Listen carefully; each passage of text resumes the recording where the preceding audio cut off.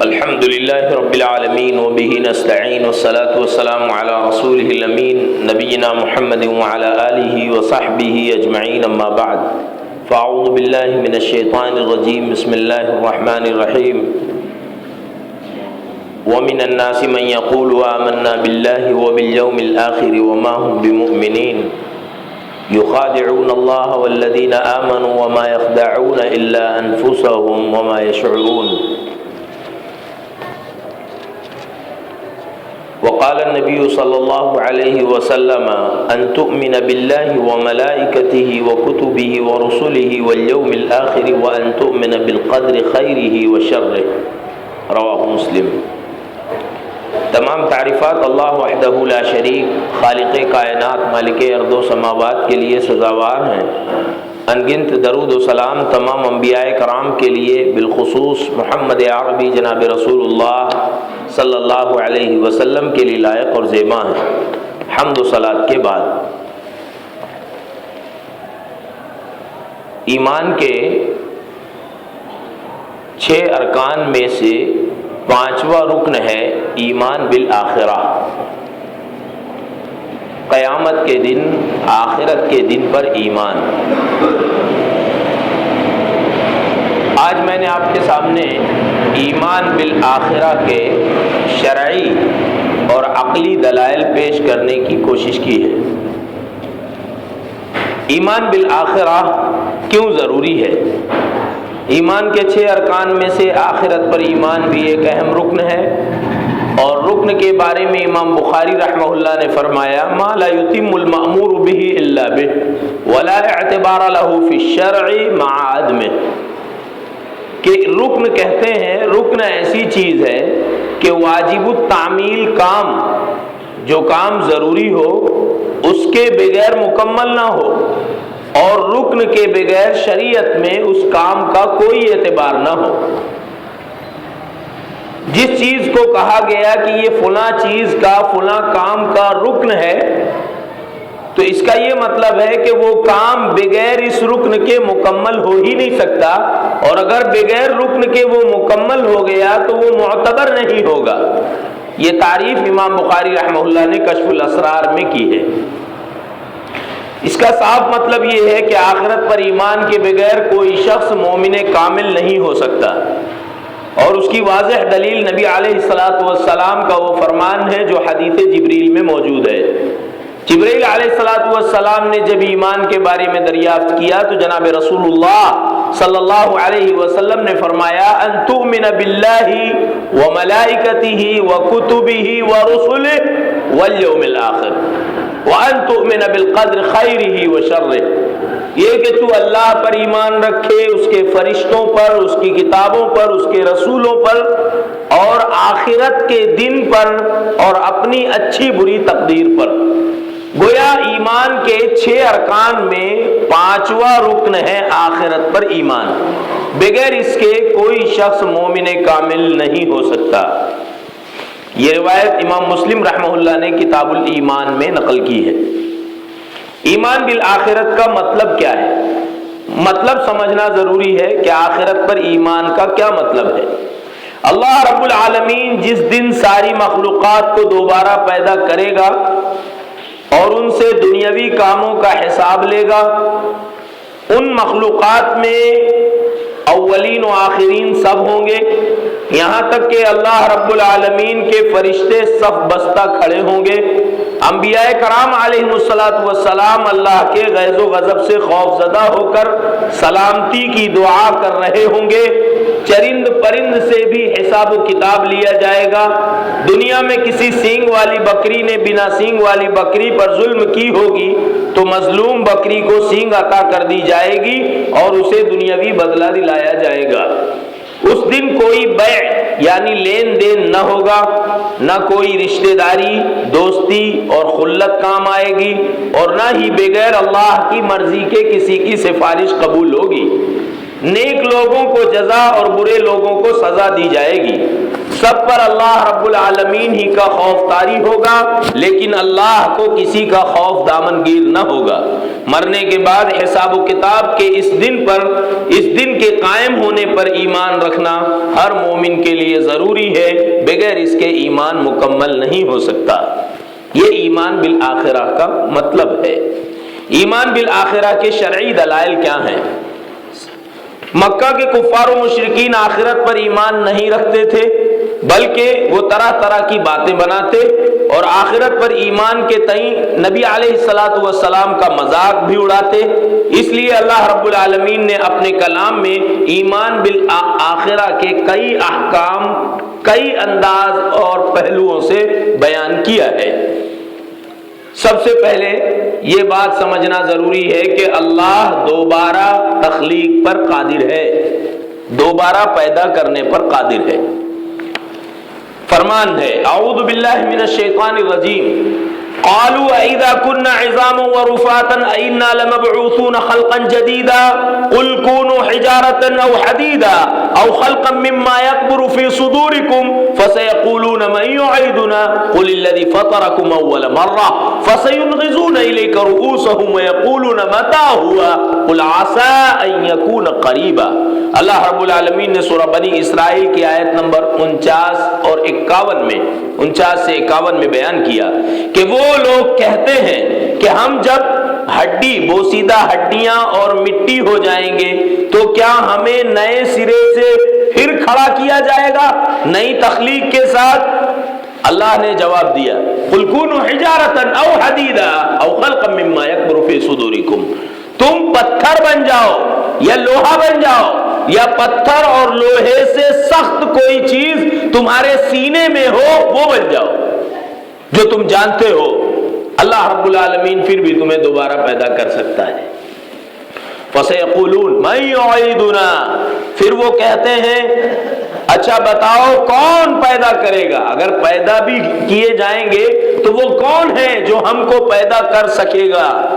اللہ رب العالمین نے جواب دیا الذی فطرکم اول مرہ، جس نے تم کو پہلی مرتبہ پیدا کیا وہ دوبارہ تمہیں پیدا کر سکتا ہے. فَسَيُنْغِضُونَ إِلَيْكَ رُؤُوسَهُمْ، پھر اکڑتے ہوئے اپنے سر مٹکاتے ہیں اور کہتے ہیں وَيَقُولُونَ مَتَى هُوَ، چلو اگر مان بھی لیں کہ ہمیں پیدا کیا جانا ممکن ہے اور ہمیں جس نے پہلی مرتبہ پیدا کیا وہی دوبارہ پیدا کر سکتا ہے، تو بتاؤ کہ یہ تمہارا وعدہ کب پورا ہوگا، وہ دن کب آئے گا؟ تو قرآن میں اللہ رب العالمین نے جواب دیا قل عسى ان يكون قریبا، کہہ دو کہ وہ دن بہت قریب ہے. مذکورہ آیت کریمہ میں کفار کے 3 اعتراض کا جامع جواب دیا گیا. پہلا اعتراض تھا بوسیدہ ہڈیاں اور مٹی خلق جدید کیسے ہوگی؟ جواب دیا گیا ہڈی ہی نہیں بلکہ پتھر لوہا یا تمہارے رجحان میں ان سے بھی سخت کوئی چیز ہو اور تم وہ بن جاؤ تو اللہ تمہیں ضرور دوبارہ پیدا کرے گا. دوسرا اعتراض تھا ہمیں دوبارہ زندہ کرے گا کون؟ جواب ملا وہی جس نے پہلی مرتبہ پیدا کیا. تیسرا اعتراض تھا اچھا یہ سب ہوگا کب؟ تو اللہ نے جواب دیا ان قریب ہوگا، اس کے ہونے میں بہت زیادہ دیر نہیں ہے. ظاہر ہے جواب جب دیا گیا تو جناب رسول اللہ صلی اللہ علیہ وسلم اس کائنات کے اس دنیا کے آخری پیغمبر تھے. جب آسمانوں اور زمین کو پیدا کیا گیا، آدم علیہ الصلوۃ والسلام کو پیدا کیا گیا، تقدیر لکھنے والی قلم کو پیدا کیا گیا تھا، اس زمانے سے لے کر سارے انبیاء و رسول کے آنے کا ایک لمبا عرصہ اور پھر آخری پیغمبر کا اس دنیا میں آنا، یہ ایک دنیا کا ایک لمبا عرصہ بیت چکا تھا. اس وقت اللہ رب العالمین نے کہا عسى ان يكون قریبا، اب تمہیں گھبرانے کی ضرورت نہیں ہے. جس دن اللہ رب العالمین دوبارہ پیدا کرے گا اب وہ ان قریب آنے والا ہے، کیونکہ آپ صلی اللہ علیہ وسلم آخری رسول ہیں، آپ کے بعد کوئی اور رسول نہیں ہے، یعنی دنیا کا خاتمہ ان قریب ہونے والا ہے. دوسری بات، انسان کی ابتدائی تخلیق کرنے والے کے لیے دوبارہ تخلیق کوئی مشکل کام نہیں ہے. فرمان ہے اعوذ باللہ من الشیطان الرجیم یا ایھا الناس ان کنتم فی ریب من البعث فإنا خلقناکم من تراب ثم من نطفة ثم من علقة ثم من مضغة مخلقة وغیر مخلقة لنبین لکم ونقر فی الارحام ما نشاء الى اجل مسمى ثم نخرجکم طفلا ثم لتبلغوا اشدکم ومنکم من یتوفى ومنکم من يرد الى ارذل العمر لکي لا يعلم بعد علم شیئا۔ اللہ رب العالمین نے سورہ الحج آیت نمبر 5 اور 6 میں 2 مثالیں دی ہیں دوبارہ پیدا کیے جانے کی۔ فرمان ہے اے لوگو اگر تمہیں مرنے کے بعد دوبارہ اٹھائے جانے میں کسی بھی طرح کا ڈاؤٹ ہے، کسی بھی طرح کا شک ہے، تو غور کرو کہ ہم نے تمہیں پہلی مرتبہ مٹی سے پیدا کیا۔ امام مسلم رحمہ اللہ نے ابو موسیٰ اشعری رضی اللہ تعالیٰ عنہ سے روایت نقل کی ہے کہ جناب رسول اللہ صلی اللہ علیہ وسلم نے فرمایا اللہ نے دنیا کی زمین کی مختلف مٹیوں کو جمع کر کے آدم علیہ السلام کا اسٹیچو بنایا، اور پھر جب تک اللہ کی مرضی تھی اللہ نے باقی رکھا، اس کے بعد جب اللہ کی مرضی ہوئی تو اللہ نے اس میں روح پھونکی۔ تو اللہ نے سب سے پہلی بات کہی ہے ہم نے تمہیں مٹی سے پیدا کیا۔ بھائی بات تو دوبارہ پیدا کرنے کی تھی، جواب میں آدم کی تخلیق کی طرف اشارہ کیوں کیا؟ اے لوگوں اگر تمہیں مرنے کے بعد دوبارہ کھڑا کیے جانے اور حساب و کتاب دیے جانے کے دن میں شک ہے تو غور کرو کہ ہم نے تم کو پہلی مرتبہ مٹی سے پیدا کیا۔ جواب آدم علیہ السلام کی تخلیق سے دیا۔ کیوں؟ اس لیے کہ دوبارہ پیدا کیا جانا جیسے ناممکن نظر آتا ہے کہ ہم مٹی ہو جائیں گے، سڑ گل جائیں گے، ختم ہو جائیں گے، تو پھر نئے سرے سے پیدا کرنا بظاہر مشکل نظر آتا ہے۔ تو اللہ رب العالمین نے کہا کہ دیکھو جب آدم کا وجود نہیں تھا تو ہم نے مٹی کو اسٹیچو بنا کر اس میں روح پھونک دی، تو ہمیں اس کو دوبارہ کھڑا کرنے میں تکلیف کیوں ہوگی؟ دنیا کا دستور ہے اگر کسی نے پہلی مرتبہ کوئی چیز ایجاد کی ہے تو اس شخص سے اگر کہا جائے کہ یہ چیز دوبارہ بناؤ تو پہلے کے مقابلے میں زیادہ بہتر طریقے سے دوبارہ بنا سکتا ہے۔ تو اللہ رب العالمین نے اسی وجہ سے آدم علیہ السلام کی مثال دی۔ اب کوئی اعتراض کرنے والا مستشرق اعتراض کر سکتا تھا کہ آدم علیہ السلام کی کہ جسم میں روح پھونکے جانے کا منظر ہم نے دیکھا نہیں ہے، ہمارے زمانے میں تو نطفے سے تخلیق ہوتی ہے۔ تو آگے اللہ رب العالمین نے نطفے کا بھی تذکرہ کر دیا، فرمایا اگر تم آدم کی تخلیق کو نہ مانو تو بھی سنو ثم من نطفۃ ثم من علقۃ ثم من مضغۃ مخلقۃ وغیر مخلقہ۔ پھر غور کرو کہ ہم نے نسلاً بعد نسل قوما بعد قوم، ایک کے بعد ایک جو دنیا میں نسل چلائی تو نطفے سے، پانی کا ایک حقیر قطرہ جو باپ کی صلب پیٹ سے ماں کے رحم میں ٹھہرتا ہے اور اللہ کے حکم سے وہ جان بن جاتی ہے، ہم نے اس پانی کے حقیر قطرے کو خون کے لوتھڑے کی شکل دی علقہ، ثم من مضغہ، پھر گوشت کے لوتھڑے کی شکل دی مخلقہ وغیر مخلقہ، کبھی حرکت کر رہا تھا، کبھی جان تھی اس گوشت کے لوتھڑے میں، کبھی بے جان تھا۔ لِنُبَيِّنَ لَكُمْ، ہم نے نطفے کو مختلف مرحلے سے گزار کر انسان بنایا تاکہ ہم تمہیں بتا دیں، تمہارے لیے واضح کر دیں، ورنہ ہمارے لیے تو لفظ کن سے یہ بنانا ممکن تھا۔ تمہیں سمجھانے کی غرض سے ہم نے یہ سلسلہ قائم کیا، مراحل قائم کیے، ورنہ ہمارے لیے انسان کو بنا دینا لفظ کن سے زیادہ نہیں تھا۔ لِنُبَيِّنَ لَكُمْ کا یہ مطلب ہے، تمہیں سمجھانے کے لیے ہم نے ان مرحلوں کا استعمال کیا۔ لِنُبَيِّنَ لَكُمْ وَنُقِرُّ فِي الْأَرْحَامِ مَا نَشَاءُ إِلَىٰ أَجَلٍ مُّسَمًّى، اور بچے کو ماں کے رحم میں ہم نے جب تک چاہا اس کو برقرار رکھا، مستقر رکھا۔ اللہ رب العالمین کی مرضی کے بغیر کوئی بچے کی ولادت نہیں ہو سکتی۔ آپ دیکھیں دنیا میں کبھی کوئی بچہ 8 مہینے میں پیدا ہو گیا، کبھی کوئی بچہ 11 مہینے میں بھی پیدا ہوا، اور زیادہ تر بچے 9 مہینے میں پیدا ہوئے۔ وَنُقِرُّ فِي الْأَرْحَامِ مَا نَشَاءُ إِلَىٰ أَجَلٍ مُّسَمًّى، ایک متعین وقت تک ہمارا حکم تھا کہ بچہ اپنی ماں کے رحم میں رہے۔ ثُمَّ نُخْرِجُكُمْ طِفْلًا، ارے پھر غور کرو کہ ہم نے تمہیں نکالا تو بچہ نکالا، تم جوان نہیں تھے، تمہاری عقل پختہ نہیں تھی، تمہارے اعضاء مضبوط نہیں تھے، انتہائی کمزور، انتہائی بچے، ثم نخرجکم طفلا ثم لتبلغوا اشدکم، پھر ہمارے ہی عطا کردہ صلاحیتوں کی بدولت تم اپنی جوانی کو پہنچے.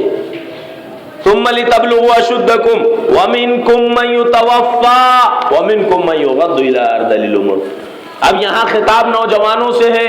ارے کیا تم نے غور نہیں کیا کتنے ایسے ہیں جو جوانی سے پہلے اس دنیا سے وفات کر گئے، اور کتنے ایسے ہیں جو جوانی کے بعد بڑھاپے کی ایسی عمر کو پہنچ گئے لکئی لا یعلم بعد علم شیئا، وہ ارذل عمر جہاں ایک لمبی زندگی گزارنے کے بعد کوئی چیز باقی نہیں رہتی، یاد نہیں رہتی.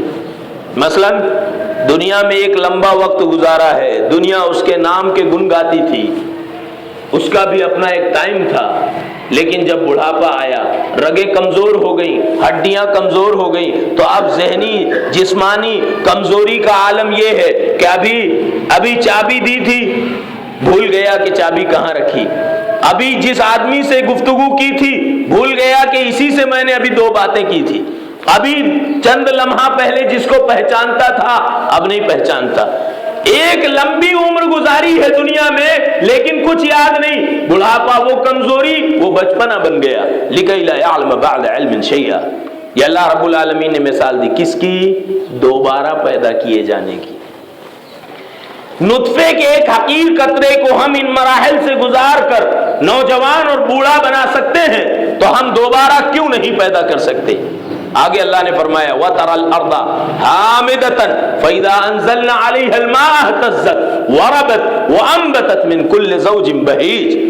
دوسری مثال اللہ رب العالمین نے دی کہ تم نے دیکھا زمین بنجر تھی، زمین میں آسمان کا پانی لگا، اس میں روئیدگی پیدا ہوئی، ایک بیج جو زمین کی کسی گہرائی میں تھا، پانی کا منتظر تھا، ہم نے حکم دیا آسمان کو، بارش برسائی گئی، آسمان سے پانی زمین پر گرا، زمین کا پانی بیج میں لگا، اس میں کوپل پھوٹی اور دھیرے دھیرے وہ ایک پودا ہوا، پودے کے بعد ایک تناور درخت بن گیا. پھر تم نے دیکھا کہ ثم وانبتت من کل زوج بہیج، اور ایک زمانہ گزرنے کے بعد ایک لمبے عرصے تک پھلدار درخت اور لہلہاتی کھیتی رہنے کے بعد پھر وہی سوکھی کھیتی ہو گئی، پھر کٹی ہوئی کھیتی ہو گئی، پھر اس پر کٹائی کا زمانہ آ گیا، اور پھر اس کے غروب کا زمانہ آ گیا، زوال کا وقت آ گیا.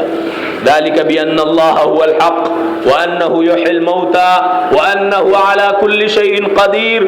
یہ اس لیے ہے کہ وہ معبود برحق وہی حق ہے، اور وہی ہے جو مردوں کو زندہ کرتا ہے، اور وہی ہے جو ہر کام کرنے پر قادر ہے. تیسری چیز، آسمان و زمین کے خالق کے لیے دوبارہ تخلیق مشکل نہیں ہے. جو آسمان بنا سکے، 7 آسمان بنائے، وہ جن آسمانوں میں کوئی ستون نہیں ہے، کوئی شغاف، کوئی دراڑ، کوئی سوراخ نہیں ہے، کوئی عیب نہیں ہے، جو ایسے آسمانوں کو قائم کر سکتا ہے، جو چکنی جو لمبی چوڑی وسیع و عریض زمین پیدا کر سکتا ہے، اس کے لیے انسان کو دوبارہ پیدا کرنا تو آسمان و زمین سے کہیں زیادہ آسان ہے. اللہ رب العالمین نے فرمایا اعوذ باللہ من الشیطان الرجیم اولم يروا ان اللہ الذي خلق السماوات والارض ولم يعي بخلقهن بقادر على ان يحيي الموتى بلى انه على كل شيء قدیر. سورہ الاحقاف کی آیت نمبر 33 میں اللہ نے فرمایا کیا ان لوگوں نے نہیں دیکھا کہ اللہ نے آسمانوں کو اور زمین کو پیدا کیا؟ آسمانوں اور زمین کو نہ صرف پیدا کیا بلکہ ان کی پیدائش میں وہ کسی بھی طرح کی تھکاوٹ محسوس نہیں کیا، کسی بھی طرح سے تھکا نہیں. چھوٹا چھوٹا کام کر کے مخلوقات تھک جاتی ہیں، لیکن خالق وہ ہے جو آسمانوں اور زمین کی تخلیق کے بعد بھی تھکا نہیں. اس کا یہ مطلب ہے کہ وہ مردوں کو زندہ کر سکتا ہے. کیوں؟ اس لیے کہ وہ ہر چیز کے کرنے پر قادر ہے. چوتھی چیز یہ ہے کہ عدم سے وجود میں لانے والی ذات دوبارہ تخلیق پر بھی قادر ہے. زمانے آدم جب کوئی وجود نہیں تھا کسی مخلوق کا، اس کے بعد سے زمانے تصور، زمانے وجود میں لایا جس ذات نے، جس خالق نے، کیا وہ دوبارہ پیدا نہیں کر سکتا؟ فرمان ہے سورہ مریم آیت نمبر 66 اور اگلی آیت میں اللہ نے فرمایا اعوذ باللہ من الشیطان الرجیم وَيَقُولُ الْإِنسَانُ اِذَا مَا مِتُّ لَسَوْفَ أُخْرَجُ حَيًّا أَوَلَا يَذْكُرُ الْإِنسَانُ أَنَّا خَلَقْنَاهُ مِنْ قَبْلُ وَلَمْ يَكُ شَيْئًا۔ اللہ نے فرمایا انسان کہتا ہے کہ کیا میں جب مر جاؤں گا تو دوبارہ زندہ اٹھایا جاؤں گا؟ لَسَوْفَ أُخْرَجُ حَيًّا، میں نکلوں گا دوبارہ پہلے کی طرح زندہ مرنے کے بعد۔ بظاہر حیرت کا، استعجاب کا مظاہرہ کرتا ہے۔ اللہ نے جواب دیا اولا یذکر الانسان، کیا انسان یہ بھول گیا، کیا انسان کو یہ یاد نہیں رہا انا خلقناہ من قبل ولم یک شیئا، ہم نے جب اس کو پہلی مرتبہ پیدا کیا تھا تو ہمارے پیدا کرنے سے پہلے وہ کچھ بھی نہیں تھا۔ اگر 30 سال کا ہے تو 30 سال سے پہلے اس کا وجود نہیں تھا، دنیا اس کے نام سے واقف نہیں تھی، لوگ اس کو جانتے پہچانتے نہیں تھے، اس کا کہیں کوئی وجود نہیں تھا۔ کیا وہ بھول گیا کہ ہم نے اس کو عدم سے وجود بخشا؟ تو جب ہم عدم سے وجود بخش سکتے ہیں تو ہم دوبارہ کیوں نہیں پیدا کر سکتے؟ چوتھی چیز یہ ہے کہ جو عدم سے وجود میں لانے والی ذات ہے وہ دوبارہ تخلیق پر بآسانی قادر ہے۔ پانچویں چیز ہے اللہ رب العالمین نے دوبارہ پیدا کرنے کا وعدہ کیا ہے اور اللہ اپنے وعدے کی کبھی خلاف ورزی نہیں کرتا۔ فرمان ہے سورہ النحل آیت نمبر 38 میں وَأَقْسَمُوا بِاللَّهِ جَهْدَ أَيْمَانِهِمْ لَا يَبْعَثُ اللَّهُ مَن يَمُوتُ بَلَىٰ وَعْدًا عَلَيْهِ حَقًّا وَلَٰكِنَّ أَكْثَرَ النَّاسِ لَا يَعْلَمُونَ، وہ قسمیں کھاتے ہیں لا يَبْعَثُ اللَّهُ مَن يَمُوتُ، جو مر جائے گا اللہ اس کو کھڑا نہیں کر سکتا، قسمیں کھا کھا کر کہتے ہیں۔ اللہ نے جواب دیا کیوں نہیں، بلا کیوں نہیں، وعدن علیہ حقا، یہ اس پر لازم ہے، اس نے اپنی نفس پر یہ وعدہ کر لیا ہے، یہ لازم کر لیا ہے، لیکن اکثر لوگ ہیں جو جانتے نہیں۔ معلوم یہ ہوا کہ انسانوں کو دوبارہ پیدا کرنا اور ان سے دنیاوی کاموں کا حساب و کتاب لینا یہ اللہ نے اپنے نفس کے ساتھ وعدہ کیا ہے، اور اللہ اپنے وعدے کی خلاف ورزی نہیں کرتا، اللہ اپنے وعدے کو ضرور پورا کرے گا۔ کچھ مثالیں اللہ رب العالمین نے مردوں کو زندہ کرنے کی سورۃ البقرہ میں دی ہے، اور قرآن کریم میں اور بھی کئی جگہیں دی ہے۔ حافظ ابن کثیر رحمہ اللہ نے فرمایا کہ صرف سورۃ البقرہ میں 5 مثالیں ہیں، میں نے وہی 5 مثالیں عرض کی ہیں۔ مردوں کو اللہ کیسے زندہ کر سکتا ہے یہ سمجھنا ضروری ہے۔ سب سے پہلی مثال سورۃ البقرہ آیت نمبر 260 کی ہے۔ ابراہیم علیہ السلام کا پریکٹیکل عملی تجربہ ہے کہ اللہ مردوں کو زندہ کرتا ہے۔ جب ابراہیم علیہ السلام سے حاکم وقت نمرود نے کہا کہ میں بھی مردوں کو زندگی دینے پر قادر ہوں، تو ابراہیم علیہ السلام نے یوں تو بر وقت دوسرا سوال کر دیا کہ میرا رب وہ ہے جو مشرق سے سورج نکالتا ہے، تو مغرب سے نکال کے بتا دے۔ یہ سوال سننے کے بعد نمرود مبہوت ہو گیا، مگر ابراہیم علیہ السلام نے اپنے رب سے تنہائی میں احیاء موتا کا مشاہدہ کرنے کا سوال کیا، تو اللہ رب العالمین نے 4 پرندوں کو مانوس کرنے اور ان کے ٹکڑے کر کے مختلف پہاڑی وادیوں میں پھینک دینے کو کہا، پھر حکم دیا کہ انہیں آواز دے تو یہ تیرے پاس دوڑ کر آئیں گے۔ ابراہیم علیہ السلام نے ایسا ہی کیا، اور اللہ نے اپنے آخری کلام میں اس کا تذکرہ اس طرح کیا ہے۔ اعوذ باللہ من الشیطان الرجیم وَإِذْ قَالَ إِبْرَاهِيمُ رَبِّ أَرِنِي كَيْفَ تُحْيِي الْمَوْتَى قَالَ أَوَلَمْ تُؤْمِنْ قَالَ بَلَى وَلَكِنْ لِيَطْمَئِنَّ قَلْبِي قَالَ فَخُذْ أَرْبَعَةً مِّنَ الطَّيْرِ فَصُرْهُنَّ إِلَيْكَ ثُمَّ اجْعَلْ عَلَى كُلِّ جَبَلٍ مِّنْهُنَّ جُزْءًا ثُمَّ ادْعُهُنَّ يَأْتِينَكَ سَعْيًا وَاعْلَمْ أَنَّ اللَّهَ عَزِيزٌ حَكِيمٌ۔ ابھی آپ نے دیکھا کہ ابراہیم علیہ السلام سے نمرود نے کہا میں بھی مردوں کو زندگی دینے پر قادر ہوں، اور ایک بے قصور کو بلایا، اسے موت دے دی، اور ایک سزائے موت سنائے گئے مجرم کو بلایا اور کہا میں تجھے زندگی بخشتا ہوں۔ کہا یہ دیکھو ابراہیم علیہ السلام نے بر وقت سوال تو کر دیا، ٹھیک ہے، مشرق سے سورج اللہ نکالتا ہے تو مغرب سے نکال، وہ ہکا بکا رہ گیا، مبہوت ہو گیا۔ لیکن بعد میں ابراہیم علیہ السلام نے اللہ رب العالمین سے کہا میں دیکھنا چاہتا ہوں جو دعویٰ نمرود کر رہا ہے کہ میں بھی مردوں کو زندہ کرتا ہوں، اے اللہ میں یہ دیکھنا چاہتا ہوں کہ تو کیسے مردوں کو جلاتا ہے۔ اللہ نے کہا اولم تؤمن، اے ابراہیم تم کو کیا ایمان نہیں ہے، کیا عقیدہ نہیں ہے، کیا یقین نہیں ہے کہ میں مردوں کو جلا سکتا ہوں؟ ابراہیم نے کہا کیوں نہیں، لیکن میں اپنے دل کو اور زیادہ استقلال عطا کرنا چاہتا ہوں، اور زیادہ میرے ایمان کو کانفیڈنس کی ضرورت ہے، میں اور زیادہ اپنے آپ کو مطمئن کرنا چاہتا ہوں۔ تو اللہ رب العالمین نے کہا اگر بات اطمینان کی ہے تو 4 پرندوں کو لے۔ بعد مفسرین نے کہا وہ 4 پرندے مور، کوا اور کبوتر ہیں، 2 میم سے اور 2 کاف سے، مور، کوا اور کبوتر۔ بعض روایت تفسیری روایت کی روشنی میں ان 4 پرندوں کو لے، ان کے ٹکڑے ٹکڑے کر دے اور ان ٹکڑوں کو پہاڑ کی مختلف سمت میں پھینک دے، پھر ان کو بلا۔ ابراہیم علیہ السلام نے ایسا ہی کیا، ٹکڑے کیے، مختلف حصوں میں پھینک دیا اور کہا آؤ، تو وہ جلدی سے آنے لگے۔ بعض تفسیری روایات ہے کہ ابراہیم علیہ السلام نے مور کا چہرہ لے کر مرغ کی طرف کیا تو وہ کھینچ کر اس طرف جاتا تھا جس طرف مرغ کا دھڑ تھا، وہ فوراً آپس میں ملے اور دانہ چگنے لگے۔ اللہ رب العالمین نے ابراہیم علیہ السلام کا یہ مطالبہ پورا کر دیا اور کہا وَعَلَمْ أَنَّ اللَّهَ عَزِيزٌ حَكِيمٌ، یہ نہ بھول کہ اللہ غالب ہے، حکمت والا ہے، کوئی کام ایسا نہیں ہے جس سے اللہ رب العالمین عاجز ہو، ہر چیز پر وہ غلبہ رکھتا ہے۔ تو اس طرح سے احیاء موتا، مردوں کو زندہ کرنے کا ایک واقعہ اللہ نے ابراہیم علیہ السلام کا اپنے کلام میں بیان کیا۔ دوسرا ایک واقعہ حضرت عزیر علیہ السلام کی موت اور معجزاتی زندگی کا ہے۔ قوم عمالقہ یا آشوریوں نے جب بنی اسرائیلیوں کا تختہ الٹ دیا اور شہر القدس ویران ہو گیا تو یہ منظر دیکھ کر حضرت عزیر علیہ السلام نے اللہ سے، عزیر علیہ السلام نے کہا کہ اللہ اس بستی کو دوبارہ کیسے آباد کرے گا؟ اس وقت اللہ نے عزیر علیہ السلام کو ان کے جانور سمیت موت دے دی اور 100 سال بعد زندہ کیا۔ اس وقت تک شہر القدس دوبارہ آباد ہو چکا تھا۔ پھر اللہ نے عزیر علیہ السلام سے پوچھا کہ بتاؤ یہاں کتنے سال پڑے تھے؟ حضرت عزیر کو لگا کہ دن یا آدھا دن تھے، چنانچہ انہوں نے وہی جواب دیا۔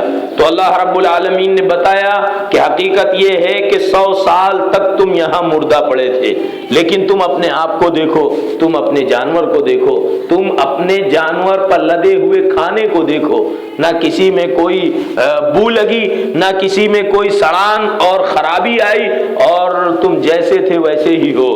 اللہ رب العالمین نے اس پورے واقعے کا تذکرہ سورۃ البقرہ ہی میں کیا۔ فرمان ہے اعوذ باللہ من الشیطان الرجیم او کالذی مر علی قریۃ وہی خاویۃ علی عروشها قال ان یحیی هذه اللہ بعد موتها فاماته اللہ 100 عام ثم بعثه قال کم لبثت قال لبثت یوما او بعض یوم قال بل لبثت 100 عام فانظر الى طعامك وشرابك لم يتسنى وانظر الى حمارك ولنجعلك آیۃ للناس وانظر الى العظام كيف ننشزها ثم نكسوها لحما فلما تبين له قال اعلم ان اللہ علی کل شیء قدیر۔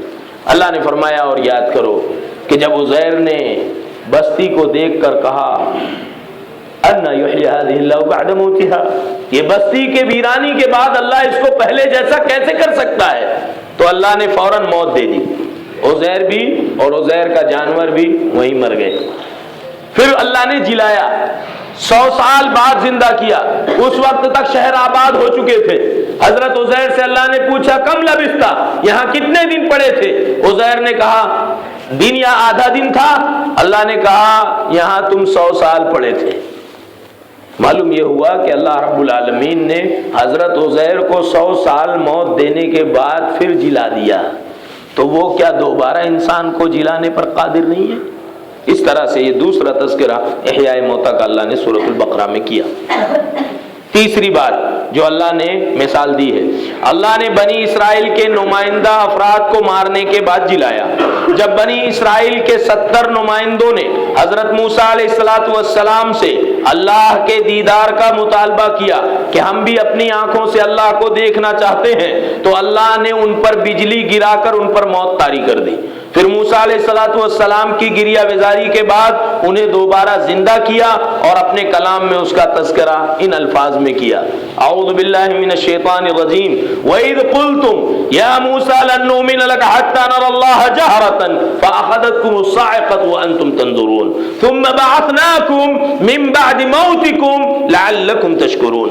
اللہ نے سورۃ البقرہ آیت نمبر 55 اور 56 میں اس کا تذکرہ کیا کہ یاد کرو جب تم نے کہا اے موسیٰ ہم تجھ پر ایمان نہیں لائیں گے جب تک کہ ہم اپنی آنکھوں سے اللہ کا دیدار نہ کر لیں، فَأَخَذَتْكُمُ الصَّاعِقَةُ تو بجلی تم پر گر پڑی، تمہیں آ پکڑی، وَأَنْتُمْ تَنظُرُونَ اور تم دیکھ رہے تھے کہ بجلی تمہیں اپنی گرفت میں لے رہی ہے۔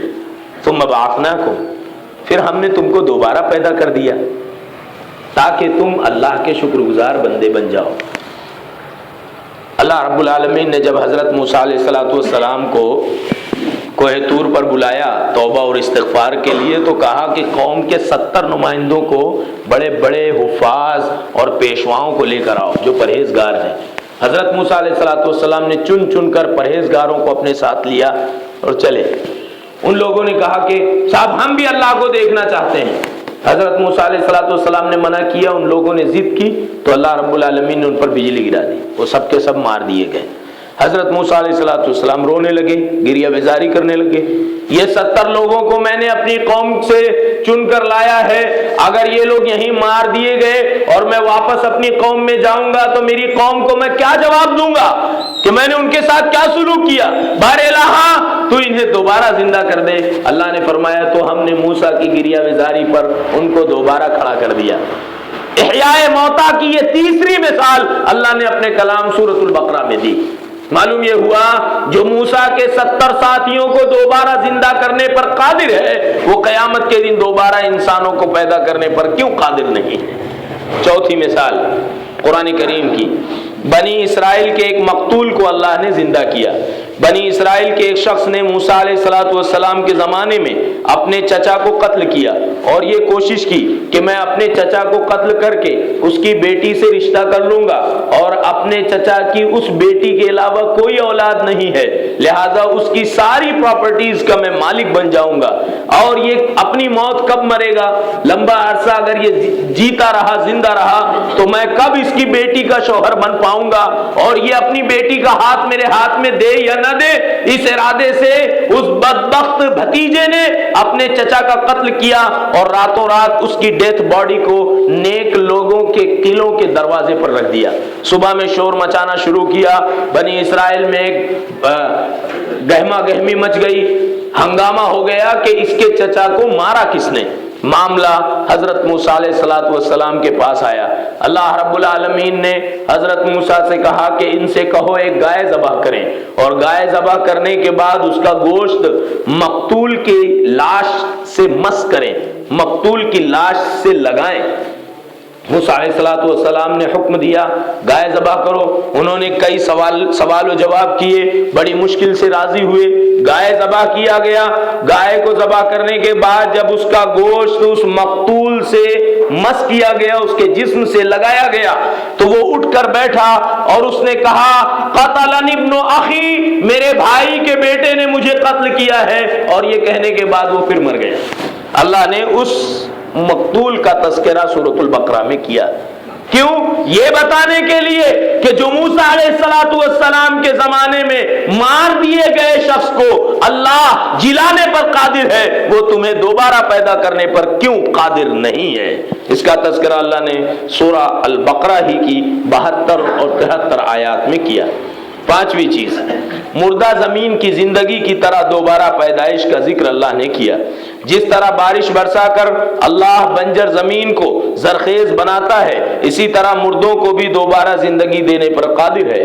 فرمان ہے اعوذ باللہ من الشیطان الرجیم واللہ الذی ارسل الریاح فتثیر سحابا فسقناہ لبلد میت فاحیینا به الارض بعد موتها کذالک النشور۔ سورہ فاطر کی آیت نمبر 9 میں اللہ نے اس کو بیان کیا ہے۔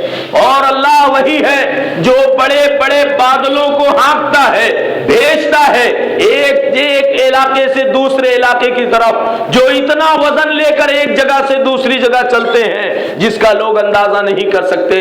اللہ نے فرمایا پھر ہم نے ان بڑے بڑے بادل کے تودوں سے بنجر زمین کو سیراب کرنا ہے، ہم سیراب کرتے ہیں، اور اس کے بعد جو زمین بنجر ہوتی ہے ہم اسے بھی قابل کاشت کر دیتے ہیں، زرخیز بنا دیتے ہیں۔ اگر ہم مردہ زمین کو آسمان کے پانی سے زرخیزی دے سکتے ہیں تو ہم انسان کو دوبارہ پیدا کیوں نہیں کر سکتے؟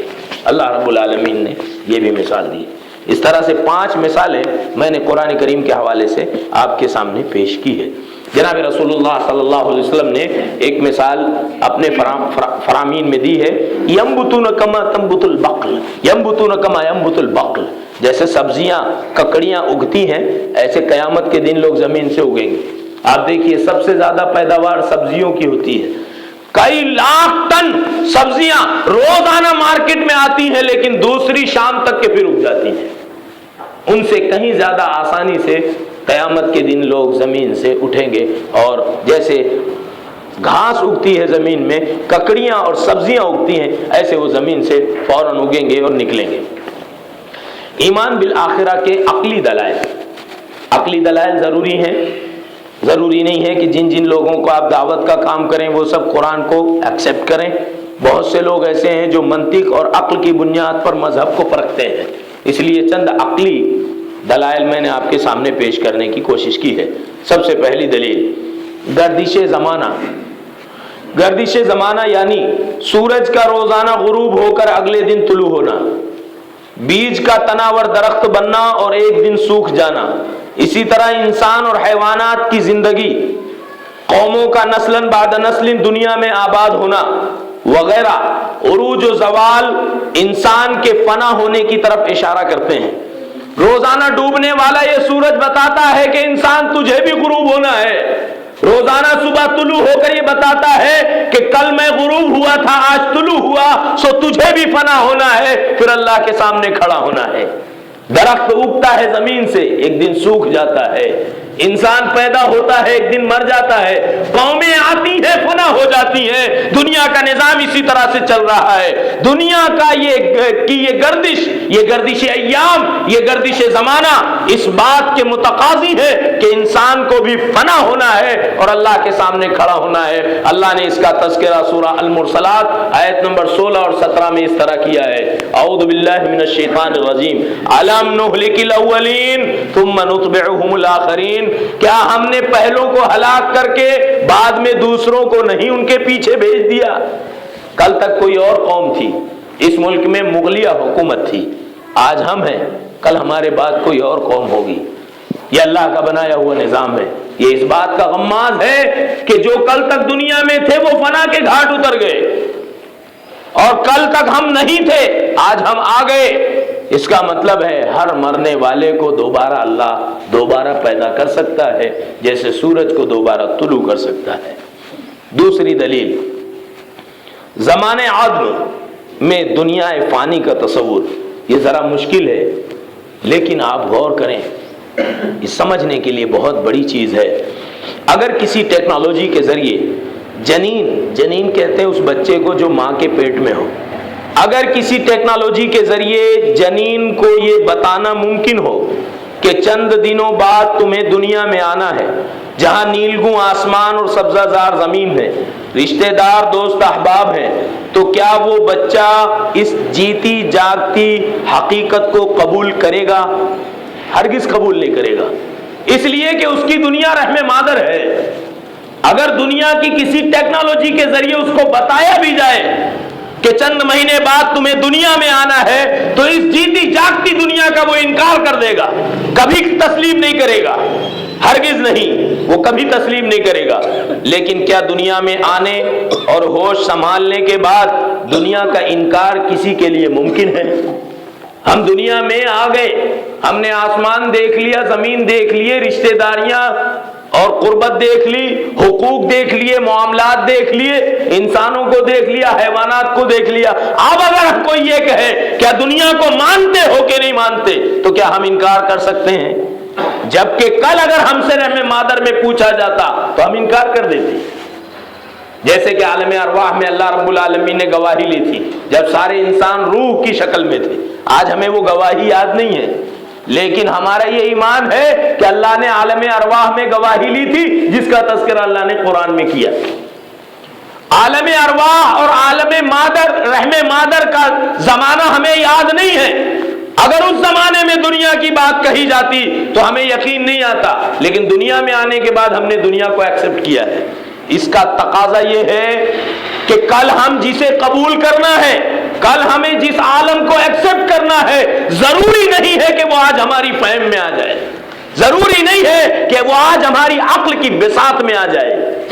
جیسے یہ دنیا کل تک بچے کے ذہن میں نہیں آ سکتی تھی، ایسی آخرت آج ہمارے ذہن میں نہیں آ سکتی. اللہ رب العالمین نے اس کا تذکرہ بڑے ہی دلچسپ انداز میں کیا ہے. فرمان ہے اعوذ باللہ من الشیطان الرجیم هل اتى على الانسان حين من الدهر لم يكن شيئا مذكورا انا خلقنا الانسان من نطفة امشاج نبتليه فجعلناه سميعا بصيرا. کیا انسان پر وہ زمانہ نہیں آیا جبکہ وہ کچھ بھی نہیں تھا؟ لم يكن شيئا مذكورا، کوئی قابل ذکر شے نہیں تھا. دنیا اس کے نام سے واقف نہیں تھی، لوگ اس کے وجود سے واقف نہیں تھے.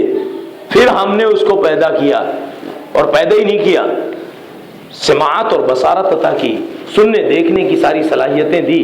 اس کے بعد اس نے اس دنیا کو دیکھا ہے. کل تک کچھ بھی نہیں تھا. اگر اس نے کل کو یقین رکھنا ہے تو اپنے ماضی کو یاد رکھنا ہوگا، تب اسے مستقبل کا یقین ہوگا. کہ ماضی میں اگر جا کر وہ اپنی دنیا کو ماننا چاہے تو اس کے لیے جس طرح ناممکن ہے اسی طرح سے آج آخرت کو ایکسپٹ کرنا ناممکن ہے. لیکن جس طرح سے یہ دنیا حقیقت ہے اسی طرح سے آخرت بھی حقیقت ہے. یہ عالم ارواح سے شروع ہونے والا سفر یہ بتاتا ہے کہ عالم آخرت کا تصور ہے. تو زمانے آدم میں دنیا فانی کا تصور جس طرح ناممکن ہے لیکن دنیا کی حقیقت ہے، اسی طرح سے آخرت کا تصور گرچہ ممکن ہے لیکن آخرت کی حقیقت ہے. تیسری بات، زلزلے اور طوفان. عالم رحم دنیا میں کئی بار زلزلوں کا مشاہدہ کیا گیا. مثلا ہمارے ملک میں عثمان آباد، لاتور، گجرات، آسام اور کئی جگہ زلزلے آئے، سونامی کی لہریں آئیں، طوفان آئے. عینی مشاہدین نے گواہی دی. زمین پھٹتی رہی، لوگ گھروں سے میدان کی طرف بھاگتے رہے، عمارتیں گرتی رہیں، شہر سینکڑوں اور ہزاروں سال پیچھے جاتے رہے. کئی شہر زیر زمین ہو گئے، ختم ہو گئے، نابود ہو گئے. یہ چھوٹے طوفان اور زلزلے اس بات کا غماز ہیں کہ ایک بڑا زلزلہ آنے والا ہے. چھوٹے زلزلے لوگوں نے تسلیم کیے ہیں تو بڑے زلزلوں کا انکار کیسے کر سکتے ہیں؟ اللہ رب العالمین نے اسی کا تذکرہ کیا ہے سورۃ الحج میں، ان زلزلۃ الساعۃ شیء عظیم. قیامت کا زلزلہ بہت بڑی چیز ہے، بہت بڑی حقیقت ہے. چھوٹے زلزلے اور طوفان کو ماننے والے کبھی بڑے زلزلے سے کو فراموش نہیں کر سکتے، اس کو نظر انداز نہیں کر سکتے. چوتھی دلیل ہے نفسا نفسی. موجودہ دنیا کی نفسا نفسی کو یوں نظر انداز نہیں کیا جا سکتا. مثلا آپ کو اپنے ہی ملک میں لمبا سفر کرنا ہو، ساتھ میں اہل و عیال بھی ہوں، لیکن ٹکٹ کنفرم نہ ہو تو بڑی دقتوں کا سامنا کرنا پڑتا ہے. گرمی کے دنوں میں ریلوے اسٹیشن اور بس اسٹینڈ کی گہما گہمی اور ازدحام ناقابل برداشت تو ہوتا ہے. اسی طرح پچھلے چند سالوں پہلے یہ خبر بھی شائع ہوئی کہ آسام کے کسی نواحی علاقے میں بم بلاسٹ ہوئے، لوگوں میں بھگدڑ مچ گئی. ایک نوجوان اپنے باپ کو کندھے پر اٹھائے بھاگ رہا تھا کہ اچانک آواز آئی کہ مزید بم وسفوٹ کے امکانات ہیں. یہ سنتے ہی اس نوجوان نے اپنے باپ کو اپنے کندھے سے اتار کر زمین پر رکھا اور فرار ہو گیا. جب دنیا میں ایسے نت نئے واقعات آئے دن ہو رہے ہیں تو اس دنیا کی نفسا نفسی کا انکار کیسے کیا جا سکتا ہے؟ گویا اس دنیا کی نفسا نفسی کو ہم نے قبول کر لیا ہے. بھائی بھائی کا نہیں ہے، کوئی کسی کا نہیں ہے، ہر طرف گہما گہمی ہے، بھگدڑ ہے، پریشانی ہے، الجھنیں ہیں. جب اس دنیا کی نفسا نفسی کا یہ عالم ہے تو اس دن کی نفسا نفسی کو نظر انداز کیسے کیا جا سکتا ہے جس کے بارے میں اللہ رب العالمین نے کہا اور تمام انبیاء کرام نے پیشن گوئی کی. فرمان ہے اعوذ باللہ من الشیطان الرجیم یوم یفر المرء من اخیہ وامہ وابیہ وصاحبتہ وبنیہ لکل امرئ منہم یومئذ شأن یغنیہ. جس دن وہ بہرا کر دینے والا دن جس دن انسان اپنے سگے بھائی سے بھاگے گا, اپنے سگے بھائی سے بھاگے گا. آپ کہیں گے کہ آج بھی انسان اپنے سگے بھائی سے بھاگ رہا ہے. آگے اللہ نے فرمایا وَأُمِّهِ وَأَبِيهِ, اپنی ماں سے اور اپنے باپ سے بھی بھاگے گا. آپ یہ اعتراض کر سکیں گے کہ ماں باپ سے بھی ایک عرصے کے بعد دور ہو جاتا ہے, تو آگے اللہ نے فرمایا وَصَاحِبَتِهِ وَبَنِيهِ, اپنی بیوی اور بچوں سے بھی بھاگے گا. کون ہے جو بیوی بچوں سے بھاگتا ہے؟ وہ تو شریک حیات ہے, قبر میں جانے تک اس کے ساتھ رہتا ہے. ان بچوں کی خوشیوں کے لیے ساری دنیا قربان کر دی ہے, اپنی آخرت کو داؤ پر لگا دیا ہے. کل قیامت کی نفسا نفسی کا یہ عالم ہوگا کہ اپنی بیوی اور بچوں سے دور بھاگے گا, اور اس کا یہ نظریہ ہوگا وَفَصِيلَتِهِ الَّتِي تُؤْوِيهِ, کہ میں ساری چیزیں اللہ کے سپرد کر دوں. ثم ينجی, پھر ان ساری آل اولاد اور بیوی بچوں کے بدلے اگر اللہ مجھے جہنم سے بچا لے تو یہی میری کامیابی ہے. تو دنیا کی نفسا نفسی جن لوگوں نے مانا ہے وہ قیامت کی نفسا نفسی کو نظر انداز نہیں کر سکتے. پانچویں چیز ہے ایجادات. دنیا میں طرح طرح کی چیزیں ایجاد ہو رہی ہیں جو انسانی عقل کو حیرت میں ڈال دیتی ہیں. ان ایجادات کو دیکھ کر آخرت پر ایمان رکھنا متاخرین یعنی بعد کے لوگوں کے لیے قدر آسان ہو گیا ہے. مثلا موبائل میں لگائے جانے والے جی بی کارڈز, ان کی خصوصیات یہ ہیں کہ ان میں جو آوازیں یا ویڈیو شوز, تقاریر وغیرہ محفوظ کر لی جائیں اور انہیں بحفاظت رکھ دیا جائے, نیز ایک لمبے عرصے کے بعد انہیں اوپن کیا جائے, تو بھلے ہی تقریر کرنے والے کی وفات کو عرصہ بیت گیا ہو لیکن اس کا ویڈیو ہو بہو اسی طرح جاری ہو جاتا ہے کہ گویا وہ بذات خود بول رہا ہو, گویا وہ بذات خود بول رہا ہو. جس کی سب سے بڑی مثال ڈاکٹر اسرار الحق ہیں. آپ ان کا تفسیر دیکھتے ہیں, ڈاکٹر اسرار الحق کی وفات کو عرصہ ہو گیا, لیکن آج اگر اس کا ٹی وی پر ان کا ویڈیو لگا دیا جائے, تقریر لگا دی جائے, تو ایسا ہے جیسے کوئی جیتا جاگتا انسان بول رہا ہے. یہ ایجادات انسان کے بس میں ہے, انسان کے اختیارات میں ہے. انسانی طاقت کے لیے اعمال و کردار اور اقوال و افعال کی حفاظت کرنا اتنا آسان ہو تو اللہ کے لیے لوگوں کی اعمال کی حفاظت کرنا اور بروز قیامت انہیں پیش کرنا کیوں کر مشکل ہوگا. فرمان ہے اعوذ باللہ من الشیطان الرجیم ما لهذا الكتاب لا يغادر صغیرۃ ولا کبیرۃ الا احصاها. اللہ نے سورۃ الکہف آیت نمبر 49 میں کہا مجرمین قیامت کے دن اپنا نام اعمال, اپنی کرتوت اور اپنے اعمال دیکھ کر کہیں گے ہائے افسوس, یہ کیسی کتاب ہے, جو بھی میں نے دنیا میں کیا تھا یہ بولتی ہے, اس میں سب درج ہے. اگر یہ ساری چیزیں, یہ ایجادات انسان کے لیے پاسبل ہیں تو اللہ اور اس کے مقرر کردہ فرشتوں کے لیے نام اعمال کو نوٹ کرنا اور مرنے کے بعد دوبارہ لوگوں کے سامنے پیش کرنا یہ کیوں مشکل ہوگی اور کیوں آسان نہیں ہوگی. چھٹی چیز ہے مظالم کا فیصلہ. دنیا میں ہر توانا اپنے سے کمزور کو اور بڑا اپنے سے چھوٹے کو دبا رہا ہے. ہر طرف ظلم و ستم, بربریت, حق تلفی, لوٹ کھسوٹ عام ہے. ظالم ظلم کرتا آیا ہے اور مظلوم صبر کرتا آیا ہے.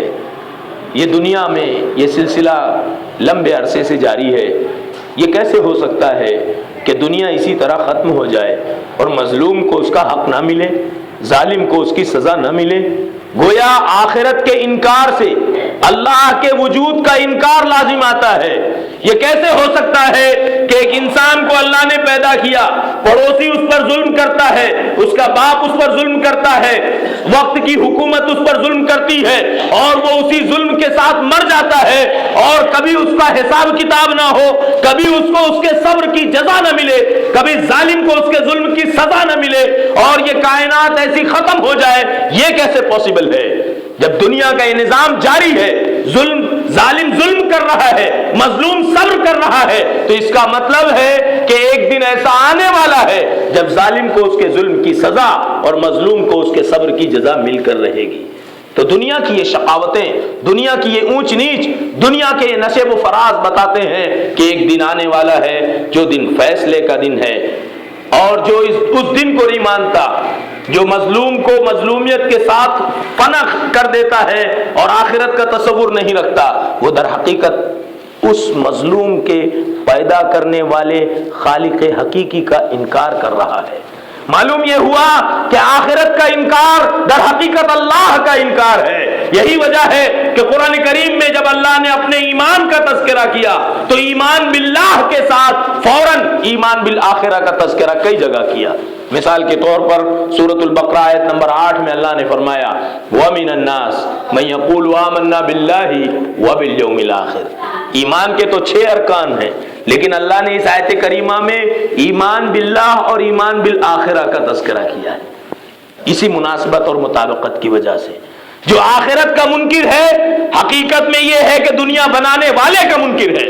دنیا بنانے والے نے کیسی دنیا بنائی کہ مظلوم کو اس کے صبر کا کی جزا اور بدلہ ملا ہی نہیں اور دنیا فنا ہو گئی۔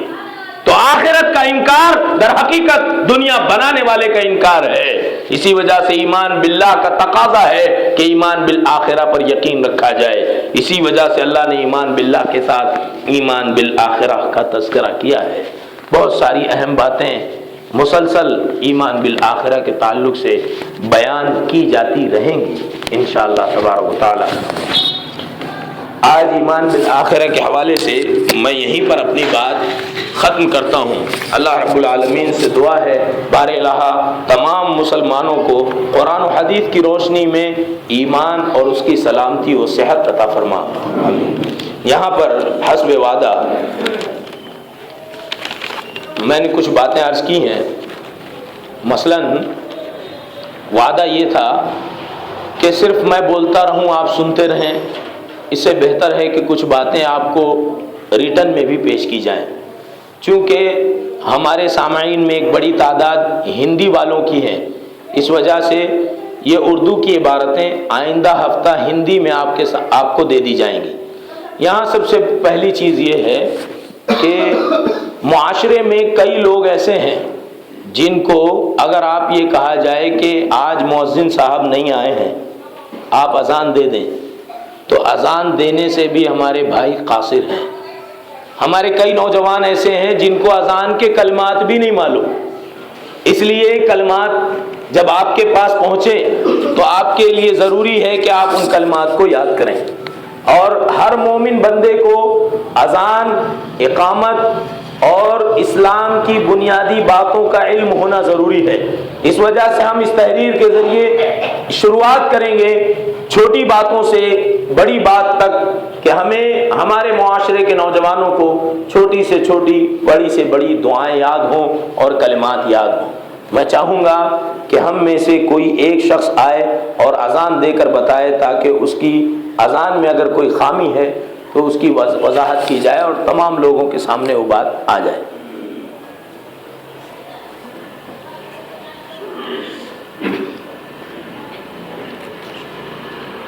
اذان کے لیے سب سے پہلی چیز ہے کہ آپ قبلہ رخ ہوں، اور اذان کے لیے اگر آپ وضو کر لیں تو یہ افضل ہے، اور اگر آپ بے وضو بھی اذان دیں تو جائز ہے، لیکن وضو کر لینا افضل ہے۔ آپ قبلہ رخ ہو کر اپنی دونوں انگلیاں اپنے کانوں میں داخل کریں، اس لیے تاکہ آپ کی آواز بلند ہو۔ انگلیاں کانوں میں داخل کرنے یا کان کو دبانے کا صرف ایک مقصد ہے کہ آپ کی آواز بلند سے بلند ہو۔ لہذا اگر کوئی شخص ہاتھ نیچے رکھ کر بھی اذان دینا چاہے تو ایسا نہیں ہے کہ اس کی اذان مکمل نہیں ہوئی یا اس نے اذان میں کوئی نقص اور کمی باقی رکھی ہے، لیکن جو چیز جس طریقے سے ہم کو ملی ہے اگر اس کو اسی طریقے سے باقی رکھا جائے تو یہ افضل اور بہتر ہے، گرچہ مائک کا انتظام ہو چکا ہے۔ تو اذان دونوں انگلیاں کانوں میں داخل کی جائیں اور قبلہ رخ ہو کر اذان کے کلمات رک رک کر کہے جائیں۔ اللہ اکبر اللہ اکبر اللہ اکبر اللہ اکبر اشہد ان لا الہ الا اللہ اشہد ان لا الہ الا اللہ اشہد ان محمد رسول اللہ اشہد ان محمد رسول اللہ۔ یہ تکبیر اور شہادتین کے بعد جب حی علی الصلاح کی بات اور حی علی الفلاح کی بات آئے تو حی علی الصلاح اور حی علی الفلاح میں دائیں اور بائیں رخ کرنا یہ سنت سے ثابت ہے، اذان دیتے ہوئے، اقامت میں نہیں، صرف اذان میں۔ حی علی الصلاح کے لیے دائیں طرف رخ کرنا اور حی علی الفلاح کے لیے بائیں طرف رخ کرنا ثابت ہے۔ حی علی الصلاح حی علی الصلاح حی علی الفلاح حی علی الفلاح۔ دائیں اور بائیں مڑنے میں کئی بار ایسا ہوتا ہے کہ کچھ لوگ اذان دیتے ہوئے اپنا پورا جسم، پورا رخ موڑ لیتے ہیں، لیکن پورا جسم موڑنے کے بجائے صرف چہرے کا موڑنا ہی کافی ہے، پورا جسم موڑنا جائز نہیں ہے۔ آخر میں اللہ اکبر ایک مرتبہ ہے اور لا الہ الا اللہ۔ یہاں پر اذان کے بارے میں کچھ اہم باتیں عرض کرنی ضروری ہیں۔ سب سے پہلی چیز، کچھ لوگ درود پڑھنے لگے ہیں اذان سے پہلے، الصلاۃ والسلام علیک یا رسول اللہ یا حبیب اللہ یا فلاں یا فلاں۔ میں آپ کو صرف ایک روایت عرض کر دوں، امام مجاہد رحمہ اللہ فرماتے ہیں، جسے امام بخاری رحمہ اللہ نے اور دیگر محدثین نے نقل کیا، فرماتے ہیں کہ میں عبداللہ ابن عمر جو صغار صحابہ کرام میں ایک بڑے پرہیزگار صحابی تھے، مجاہد رحمہ اللہ فرماتے ہیں کہ میں عبداللہ ابن عمر کے ساتھ ایک جگہ گیا، مسجد میں اذان دینے سے پہلے مؤذن نے اذان دینے کے دوران، دوپہر کی اذان میں، ظہر کی اذان میں، الصلاۃ خیر من النوم یہ کہہ دیا، جبکہ یہ فجر کی اذان میں ہے، لیکن اس مؤذن نے عمدن کہا کہ جو لوگ قیلولہ کر رہے ہوں گے وہ اٹھ جائیں گے۔ آج فجر میں دیکھیے اذان میں حی علی الفلاح کے بعد اللہ کے نبی صلی اللہ علیہ وسلم نے یہ کلمات سکھائے ہیں، الصلاۃ خیر من النوم، الصلاۃ خیر من النوم، نماز نیند سے بہتر ہے، یہ کلمات 2 بار ہیں۔ اگر فجر کے بجائے اس کو کوئی ظہر میں کہتا ہے اس نیت سے کہ سوئے ہوئے لوگ بیدار ہو جائیں گے، یا فجر ہی میں اذان کے درمیان کہنے کے بجائے پہلے اور بعد میں کہتا ہے تو یہ بدعت ہے۔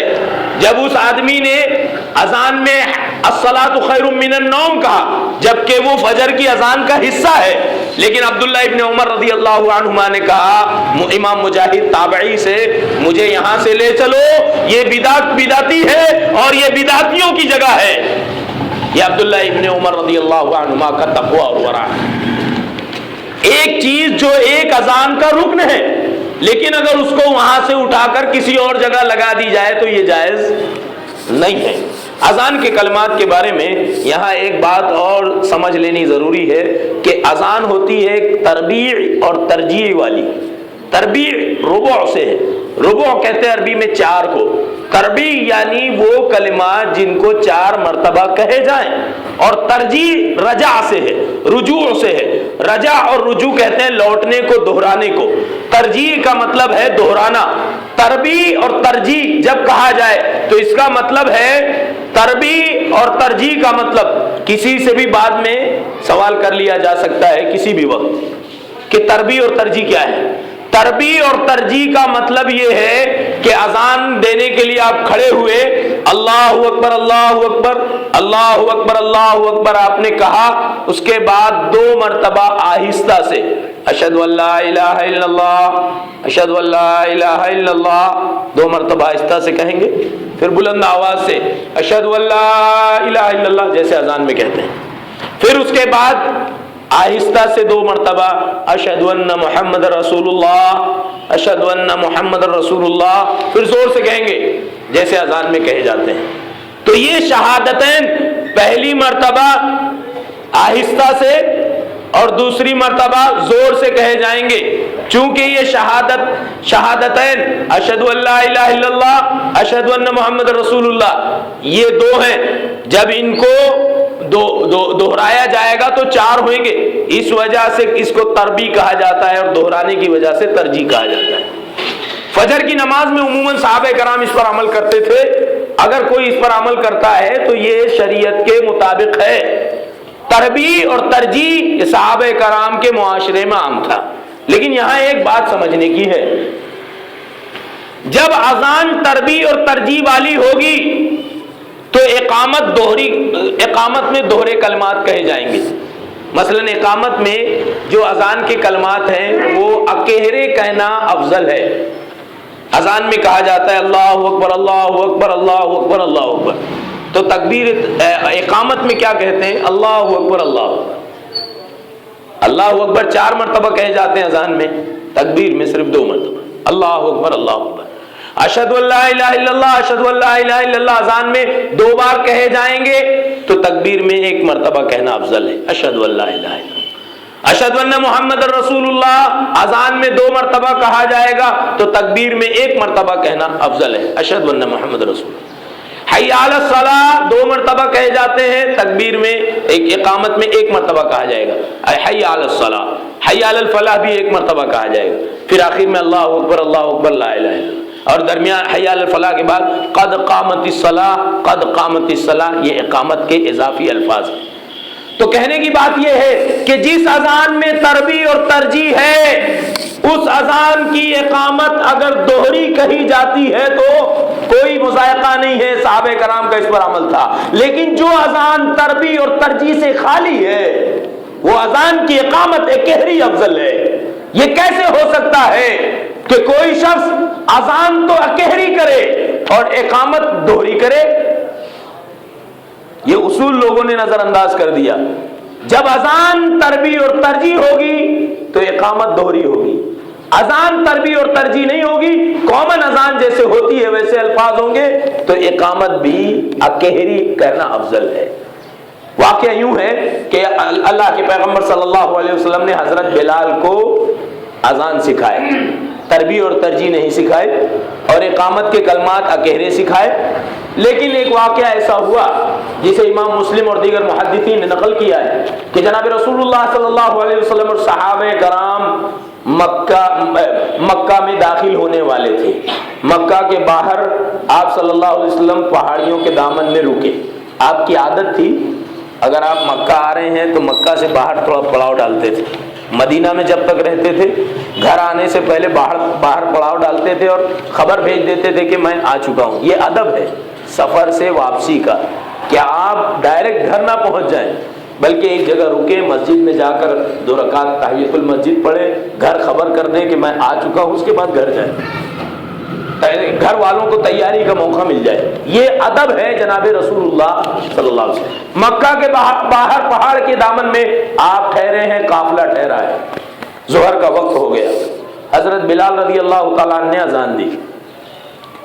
ادھر حضرت بلال اذان دے رہے ہیں، ادھر پہاڑی کے پیچھے سے کچھ نوجوان گڈریوں کی، چرواہوں کی، بکریوں کے چرانے والوں کی آواز آ رہی ہے۔ حضرت بلال کی آواز جیسے ختم ہوتی فوراً ادھر سے کوئی اذان دے رہا ہے، بالکل ہو بہو نقل کر رہا ہے۔ اللہ کے نبی صلی اللہ علیہ وسلم کو وہ آواز نے بڑا متاثر کیا، صحابہ کرام کو بڑا متاثر کیا اس آواز نے۔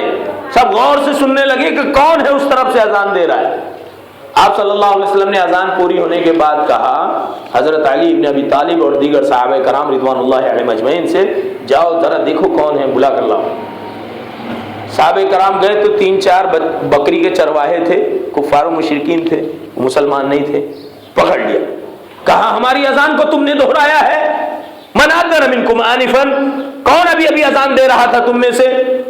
ڈر کے مارے سبوں نے انکار کیا۔ تو حضرت علی بن ابی طالب رضی اللہ تعالیٰ نے ایک طریقہ اپنایا، کہا چلو اذان دے کر بتاؤ، اذان دو، میں سمجھ جاؤں گا کہ کون اذان دے رہا تھا۔ ایک بچہ، ایک نوجوان اذان دیا، دوسرا اذان دیا، تیسرا، جب چوتھا اذان دیا تو حضرت علی بن ابی طالب رضی اللہ تعالیٰ نے کہا تم ہی ہو، تم ہی نقل کر رہے تھے، چلو ہمارے پیغمبر، اللہ کے پیغمبر صلی اللہ علیہ وسلم تم کو بلا رہے ہیں۔ وہ جناب تھے حضرت ابو محذورہ، حضرت ابو محذورہ رضی اللہ تعالیٰ عنہ۔ دیکھیے مسلمان کیسے ہوتے تھے۔ نبی صلی اللہ علیہ وسلم کے پاس چاروں بچوں کو لایا گیا، نوجوانوں کو، کہا چلو من اذن منکم آنفا، کون تم میں سے ابھی اذان دے رہا تھا، اذان دے۔ پہلے نبی صلی اللہ علیہ وسلم کے سامنے بھی ہچکچائے، حضرت علی بن ابی طالب رضی اللہ تعالیٰ نے کہا یہ ہیں جناب، اذان کی نقل کر رہے تھے۔ حضرت ابو محذورہ سے نبی صلی اللہ علیہ وسلم نے کہا اذان کے کلمات دہراؤ۔ حضرت ابو محذورہ ابھی کافر ہیں، اذان کے کلمات کہہ رہے ہیں، اتنی خوش الحان آواز، سارے صحابہ کرام متاثر ہو گئے، کتنی اچھی اذان دے رہے ہیں۔ اللہ کے نبی صلی اللہ علیہ وسلم نے کہا ادلو، قریب آؤ۔ آپ نے ان کے سینے پر ہاتھ رکھا، اللہم طہر قلبہ واہدی الی الاسلام، اے اللہ اس کے دل کو پاک کر دے اور اسے اسلام کی ہدایت عطا فرما۔ نبی علیہ الصلوۃ والسلام کا ہاتھ، آپ کی ہتھیلی ابو محذورہ کے سینے پر ہے، آپ کے کلمات سے، آپ کی زبان سے وہ کلمات ابھی ادا ہو رہے ہیں، ادھر ابو محذورہ کے دل نے اسلام قبول کر لیا۔ ابھی ہاتھ ہٹا نہیں کہ ابو محذورہ نے کہا اشہد ان لا الہ الا اللہ واشہد انک محمد رسول اللہ، میں گواہی دیتا ہوں کہ اللہ کے سوا کوئی معبود نہیں ہے اور آپ اللہ کے سچے رسول ہیں۔ آپ صلی اللہ علیہ وسلم نے کہا اذهب انت مؤذنا فی اہل مکہ، جاؤ آج سے تم پاس ہو گئے، مکہ کے تم مؤذن رہو گے۔ مورخین اور سیرت نگاروں نے لکھا ہے کہ پھر حضرت ابو محذورہ کے خاندان میں 300 سال اذان منتقل ہوتی رہی۔ 300 سال تک ابو محذورہ کے خاندان میں اذان منتقل ہوتی رہی۔ بات یہاں کہنے کی یہ بھی ہے کہ ہمارا نوجوان گانے گا رہا ہے، ارے اسی زبان سے اگر اللہ کا کلام پڑھے تو کیا خبر کہ اسی لمحہ اس کی تقدیر سنور جائے، اس کی نسل کی تقدیر سنور جائے۔ اگر اسی زبان سے بجائے گانے کے نبی علیہ الصلوۃ والسلام کے کلمات ادا کرے تو کیا خبر کہ آسمان والا اس کی ہی نہیں، اس کی پوری ذریت کی تقدیر سنوار دے۔ 300 سال تک ابو محذورہ رضی اللہ تعالیٰ عنہ کے خاندان میں اذان کا یہ سلسلہ منتقل ہوتا رہا، یہ مکہ کے مؤذنین میں شامل ہو گئے۔ تو بات کہنے کی یہاں یہ بھی ہے کہ ابو محذورہ رضی اللہ تعالیٰ عنہ کو جو نبی صلی اللہ علیہ وسلم نے اذان سکھائی تھی اس میں تربیع اور ترجیح کے کلمات سکھائے تھے۔ شہادتین کو 2 مرتبہ آہستہ اور 2 مرتبہ بلند آواز سے اور یہ سکھایا۔ تو بعض محدثین یا بعض علماء نے یہ کہا کہ یہ اذان خاص ہے ابو محذورہ کے ساتھ، تربیع و ترجیح خاص ہے ابو محذورہ کے ساتھ، لیکن ایسی کوئی خصوصیت نبی صلی اللہ علیہ وسلم نے حضرت ابو محذورہ کو نہیں دی تھی کہ تربیع و ترجیح تم ہی کہو۔ اگر ممانعت ہوتی تو ابو محذورہ رضی اللہ تعالی عنہ یہ کبھی بھی تربیع اور ترجیح کے علاوہ بھی اذان دیتے۔ بعض علماء نے یہ بھی اس میں تطبیق دینے کی کوشش کی ہے کہ چونکہ اس وقت حضرت ابو محذورہ اپنے گھر والوں کے خوف سے آہستہ بول رہے تھے، اس وجہ سے اللہ کے نبی صلی اللہ علیہ وسلم نے 2 مرتبہ آہستہ 2 مرتبہ بلند کہا۔ ایسی کوئی بات نہیں ہے، ایک چیز اگر 2 طریقے سے اللہ کے نبی صلی اللہ علیہ وسلم نے سکھائے ہیں اور ان کو باقی رکھا ہے، آپ نے ممانعت نہیں کی ہے، تو وہ دونوں چیز اسلام کا حصہ ہے۔ لہذا تربیع و ترجیح والی اذان میں اذان بھی مسنون ہے، اور جب اذان تربیع و ترجیح والی ہوگی تو اقامت کے کلمات دوہرے ہوں گے، اور اذان اگر اکہری ہوگی تو اقامت کے کلمات بھی اکیرے ہوں گے۔ یہی سنت صحیحہ سے ثابت ہے۔ اذان کے بارے میں 1-2 بات کہہ کر آج کی اپنی بات ختم کروں۔ فجر کی اذان میں الصلاۃ خیر من النوم 2 مرتبہ حی علی الفلاح کے بعد کہا جائے۔ اقامت کے کلمات 1 بار کہنا افضل، 2 بار کہنا جائز ہیں۔ صحیح صورت یہ ہے کہ اذان تربیع و ترجیح والی ہو تو اقامت کے الفاظ بھی دوہرے ہوں، اور اذان تربیع و ترجیح نہ ہو تو اقامت کے کلمات اکیرے کہنا ہی افضل ہے۔ واللہ اعلم بالصواب۔ یہاں پر میں نے وضو کے آداب اور شرائط بھی لکھے تھے، وضو کن چیزوں سے ٹوٹتا ہے وہ بھی میں نے لکھا تھا، لیکن یہ آئندہ ہفتہ ہندی میں ہو کر ہر آپ میں سے ہر کسی کے ہاتھ میں ہوگا. اس وقت انشاءاللہ وضو کا طریقہ پیش کیا جائے گا اور تمام لوگوں کے سامنے اس کو وضاحت سے بیان کیا جائے گا انشاءاللہ تبارک و تعالی. اللہ رب العالمین کہنے سننے سے زیادہ سمجھنے، غور و فکر کرنے اور عمل کرنے کی توفیق عطا فرمائے. آمین. وآخر دعوانا الحمدللہ. سبحانک اللہم و بحمدک، اشہد ان لا الہ الا انت، استغفرک.